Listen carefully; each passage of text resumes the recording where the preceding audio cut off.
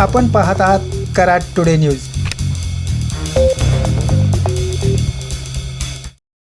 पुणे बेंगलोर महामार्गावर खरेदी विक्री पेट्रोल पंप ते कोल्हापूर नाका दरम्यान यादव आर्केड समोर दुचाकी चालकाचा कंटेनर खाली सापडून मृत्यू झाल्याची घटना आज 17 मार्च रोजी दुपारी घडली आहे। सदर मृत व्यक्ती अंदाजे वय 45 राहणार गोवारे येथील बापू शंकर भोसले असे असल्याचे सांगण्यात येत आहे। सदर दुचाकी चालक कराडकडे येत असताना अज्ञात वाहनाने पाठीमागून धडक दिल्याने दुचाकी चालक महामार्गावर पडल्याने कंटेनर खाली सापडून मृत झाल्याचे प्रत्यक्षदर्शी लोकांनी सांगितले। अपघात झाल्यानंतर डीपीजेन कंपनीचे पीआरओ दस्तगीर आगा तसेच वाहतूक पोलीस कर्मचारी यांनी तात्काळ घटनास्थळी दाखल होत वाहतूक सुरळीत करून मृतदेह सरकारी रुग्णालयात हलवण्यात आला। या अपघाताची नोंद करण्याची कारवाई सध्या सुरू आहे।